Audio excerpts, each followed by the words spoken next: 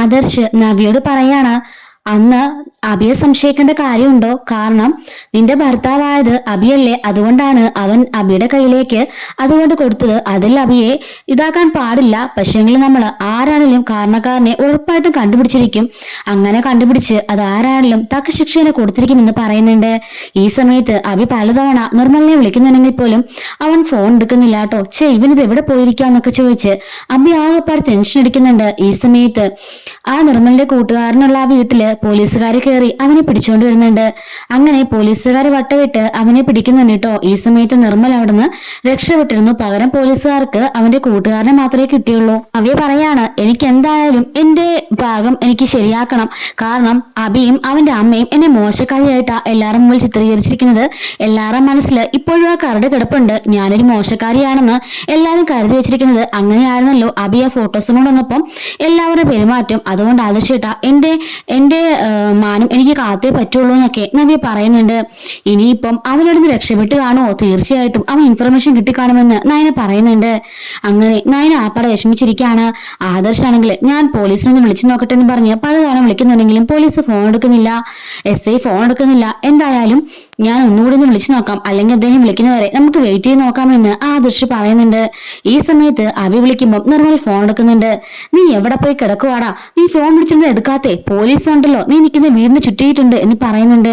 പോലീസോ? അതിൽ ഞാൻ അവിടെയൊന്നും ഇല്ല. ഞാൻ എപ്പോഴേ അവിടെ നിന്നൊക്കെ നാട് വിട്ടു എന്ന് പറയുന്നുണ്ട്. സമാധാനമായി, ഞാൻ ആകെപ്പാട് പേടിച്ചിരിക്കുമായിരുന്നു എന്ന് അഭി പറയുന്നുണ്ട്. അഭി പറയാണ്, ഞാൻ കരുതി ആദർശിട്ട് അതൊക്കെ ഉപേക്ഷിച്ചു എന്ന്. പക്ഷെ ഇതാ ഇന്ന് ആ SIനെ ആദർശിട്ടും ഇടാതെ കോണ്ടാക്ട് ചെയ്തോണ്ടിരിക്കുക. ആരാണെങ്കിലും അവനെ കണ്ടുപിടിക്കുന്ന പറയുന്നത് എന്നൊക്കെ പറയുന്നുണ്ട്. നിന്റെ ആ കൂട്ടാനുള്ള വീട്ടിലേക്ക് പോയിട്ടുണ്ടെന്ന് പറയുമ്പോൾ അതോർത്ത് നീ പേടിക്കണ്ട, ഞാനുള്ള സ്ഥലം അവന് പോലും അറിയില്ല എന്നൊക്കെ പറയുന്നുണ്ട്. പിന്നെ എനിക്ക് കുറച്ച് ക്യാഷിന് അത്യാവശ്യമുണ്ട്, ഞാൻ നാട്ടിൽ നിന്ന് മാറി നിൽക്കുക അറിയാമല്ലോ എന്ന് പറയുമ്പോൾ അതൊക്കെ മനസ്സിലായി, നിനക്ക് എത്ര രൂപ വേണമെന്ന് പറഞ്ഞാൽ മതി, ഞാൻ അങ്ങോട്ടേക്ക് ഇട്ടു തന്നേക്കാം എന്ന് അഭി പറയുന്നുണ്ട്. പക്ഷെ ഒരു കാരണവശാലും ഞാൻ ഇതിന് പിന്നിലെന്ന് ഒരിക്കലും പറയാൻ പാടില്ല എന്ന് പറയാണ്. നിർമ്മല് പറയുന്നുണ്ട്, പോലീസുകാർ എന്റെ ഫ്രണ്ടിനെ പിടിച്ച് ചോദ്യം ചെയ്ത് ഇനി എന്നെ കണ്ടുപിടിച്ചാലും നിന്റെ പേര് ഞാൻ പറയില്ല പോരെ എന്ന് ചോദിക്കുന്നുണ്ട്. അതും അതിന്ന് പറഞ്ഞിട്ട് അഭി ഫോൺ കട്ടാക്കുന്നുണ്ട്. ഈ സമയത്ത് ആ കൂട്ടുകാരനെ പോലീസ് പിടിച്ചോണ്ടിരുന്നുണ്ട്. എന്നിട്ട് തല്ലാൻ പോകുമ്പോ, അയ്യോ തല്ലല്ലേ സാറേ, അവനിന്ന് വെളുപ്പിന് തന്നെ ഇവിടുന്ന് പോയി, അത് മാത്രം എനിക്ക് അറിയുള്ളൂ, അവൻ ഇങ്ങനത്തെ പരിപാടി ഒപ്പിച്ചിട്ടുണ്ടെന്നും എനിക്ക് അറിയില്ല എന്നൊക്കെ കൂട്ടുകാരൻ പറയുന്നുണ്ട്. ഇവനെ ഈ സമയത്ത് SIയുടെ ഫോണിലേക്ക് ആദർശിന്റെ കോൾ വരുമ്പോ SI ഇവനെ മാറ്റി നിർത്തി ചോദ്യം ചെയ്യുന്നു പറഞ്ഞിട്ട് ആദർശിന്റെ കോളിന് ആൻസർ ചെയ്യാണ്. ആദർശ്, ഞങ്ങൾ ഇവിടെ വന്നു, അവന്റെ കൂട്ടുകാരന്റെ വീട്ടിലാ താമസിച്ചുകൊണ്ടിരുന്നത്. അവന്റെ കൂട്ടുകാരനെ കിട്ടി, പക്ഷെ അവൻ രാവിലെ മുങ്ങിന്നാ പറയുന്നത്. എന്തായാലും കൂട്ടുകാരനെ ഞങ്ങൾ ശരിക്കൊന്ന് ചോദ്യം ചെയ്യാം, ഞങ്ങൾ സ്റ്റേഷനിലേക്ക് കൊണ്ടുപോവാം, എന്തെങ്കിലും ഇൻഫർമേഷൻ ഉണ്ടെങ്കിൽ ഞാൻ അറിയിക്കാമെന്ന് പറയുന്നുണ്ട്. താങ്ക് യു സാർ എന്ന് പറഞ്ഞിട്ട് ആദർശ് ഫോൺ കട്ടാക്കിട്ട് നയനോടും നവീനും പറയാണ്, അവൻ ഇന്ന് രാവിലെ അവിടുന്ന് എസ്കേപ്പ് ആയി എന്നാ കൂട്ടുകാരൻ പറഞ്ഞത്. കൂട്ടുകാരനെ അറസ്റ്റ് ചെയ്തിട്ടുണ്ട്. ഇനി അവനെ സ്റ്റേഷനിൽ കൊണ്ടുപോയി നല്ല നാൾ തല്ലു കൊടുക്കുമ്പോൾ അവൻ സത്യം പറഞ്ഞോളൂ എന്നൊക്കെ ആദർശ് പറയുന്നുണ്ട്. എന്ന് വെക്കുകയാണ് നായന. സാരയില്ല, കൂട്ടുകാരനെ കിട്ടിയല്ലോ, എങ്ങനെയും അവനെ പിടിച്ചെടുക്കാം എന്നൊക്കെ പറയുന്നുണ്ട്. അപ്പൊ ഇതെല്ലാം അവിടുന്ന് ഒളിഞ്ഞെന്ന് കേൾക്കുന്നുണ്ട് കേട്ടോ. അബി ഇവ ഇത് വിടാനുള്ള തീരുമാനമൊന്നും ഇല്ലേ എന്നൊക്കെ ചോദിച്ച് അബി ഇങ്ങനെ വിഷമിച്ച് നിൽക്കാണ്. ഈ സമയത്ത് നവി പറയാണ്, എന്ത് വില കൊടുത്തും ഞാൻ എന്റെ ഭാഗം ക്ലിയർ ആക്കിയിരിക്കും എന്ന് പറയുന്നുണ്ട്.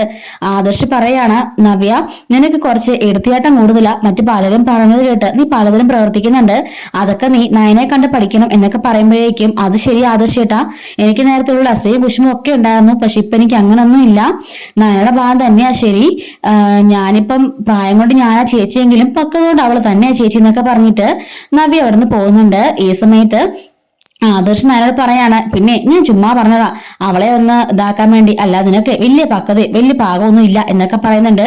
അപ്പോഴേക്കും നയന, അതെ എല്ലാവർക്കും ഉണ്ട് ഓരോ പോരായ്മകൾ, എനിക്കുമുണ്ട് പോരായ്മകൾ, ഇല്ലാന്നൊന്നും ഞാൻ അവിടെ വാദിക്കാൻ വന്നില്ലല്ലോ, ആദർശേട്ടൻ തന്നെയല്ലേ ചേച്ചി പറഞ്ഞു എന്നൊക്കെ പറയുന്നുണ്ട്. എങ്കിലും ആദർശേട്ടൻ ഞങ്ങൾക്ക് വേണ്ടി ജീവൻ പോലും പണയം വെച്ച് പല സമയത്ത് ഞങ്ങൾ രക്ഷപ്പെടുത്തിയിട്ടുണ്ട്, അതൊന്നും മറക്കാൻ സാധിക്കില്ല എന്നും പറഞ്ഞിട്ട് നയന അവിടെ നിന്ന് പോകുമ്പോൾ ആദർശ് ചിരിച്ചുകൊണ്ട് നിൽക്കുന്നുണ്ട് കേട്ടോ.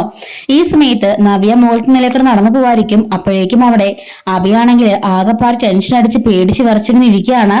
ഇവരെന്താ ഇവിടെ പേടിച്ച് വിറച്ചിരിക്കുന്നെന്ന് പറഞ്ഞിട്ട് നവ്യ അങ്ങോട്ടേക്ക് വന്നിരുന്നുണ്ട്. എന്നിട്ട് അഭിയോട് ചോദിക്കുകയാണ്, എന്താ അഭി നിനക്ക് ആകെപ്പാട് ഒരു വെപ്രാളം, ആകെപ്പാട് പേടിച്ച് വിറച്ചിരിക്കുകയാണല്ലോ എന്നൊക്കെ ചോദിക്കുമ്പോൾ, എനിക്കെന്താ പേടി, എനിക്ക് യാതൊരു പേടിയുമില്ല എന്ന് പറയുന്നുണ്ട്. അതെ, മറ്റു നിർമ്മലുണ്ടല്ലോ, അവന്റെ കൂട്ടുകാരനെ SI പൊക്കി, ആദർശേട്ടനാ പറഞ്ഞെന്ന് പറയുമ്പോഴേക്കും നീ എന്തിനാ അതിന്റെയൊക്കെ പുറകെ നടക്കുന്നത്, അപ്പോഴേക്കും നബി പറയാണ്, നിങ്ങൾക്ക് നല്ലൊരു ഭർത്താവാണോ? നല്ലൊരു ഭർത്താവായിരുന്നെങ്കിൽ എന്തായിരുന്നു ചെയ്യേണ്ടത്? എന്നെ സംശയിക്കുകയാണോ ചെയ്യേണ്ടത്? നീയല്ലേ വീട്ടുകാർ മുമ്പിലേക്ക് ആ ഫോട്ടോസ് എല്ലാം ഇട്ട് കൊടുത്തത്? അതിനു മുമ്പേ നീ വന്ന് എന്നോട് ചോദിക്കണമായിരുന്നു നബി സത്യം എന്താണെന്നുള്ള കാര്യം. അപ്പൊ ഞാൻ പറഞ്ഞേനെ എന്താണ് സംഭവിച്ചെന്നുള്ളത്. അതൊന്നുമല്ല നീ ചെയ്തത്. നീ ആദ്യം തന്നെ ആ ഫോട്ടോ കൊണ്ടുപോയി എല്ലാവരും മുമ്പിലേക്ക് ഇട്ട് എറിഞ്ഞില്ലേ? അപ്പൊ നീ എന്നെ സംശയിച്ച് നല്ല അർത്ഥം എന്നൊക്കെ ചോദിക്കുകയാണ്. അബി പറയാണ്, പിന്നെ അങ്ങനത്തെ ഒരു ഫോട്ടോ കണ്ടാ ഏത് ഭർത്താക്കന്മാരാണല്ലോ എന്ന് സംശയിച്ചു പോകില്ലേ എന്നൊക്കെ ചോദിക്കുന്നുണ്ട്. എന്നിട്ട് അബി പറയുന്നുണ്ട്, ഇപ്പൊ നമ്മൾ മാത്രമേ അറിഞ്ഞുള്ളൂ. ഈ കാര്യങ്ങൾ ലീക്കായ പുറലോകം മൊത്തം അറിയും.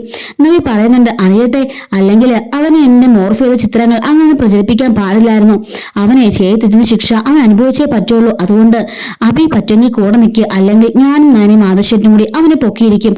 അത് ഉറപ്പാ, അതെന്റെ വാശിയാ. കാരണം എന്റെ മാനം അവൻ കളഞ്ഞത്, അതെനിക്ക് തിരിച്ചു പിടിക്കണം. ഞാൻ എന്തായാലും അത്രയ്ക്ക് പരിശുദ്ധിയാണെന്നൊന്നും പറയുന്നില്ല, പക്ഷെ ഒരു പെണ്ണിനെ ഏറ്റവും വലുത് മാന, അത് കാത്തു സൂക്ഷിക്കുന്ന ഉത്തരവാദിത്വം എനിക്കുണ്ട് എന്ന് നബി പറഞ്ഞിട്ട് പോകുന്നുണ്ട് കേട്ടോ.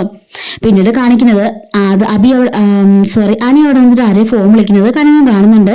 ഈശ്വര, ഇത് കുറെ നേരം ആയല്ലോ, ഇനി നന്ദുമോളെ വല്ല ആണെന്ന് ചോദിച്ചുകൊണ്ട് പേടിച്ചിട്ട് കനകം പോയി നന്ദുവിനെ ഫോൺ ചെയ്യുന്നുണ്ട്.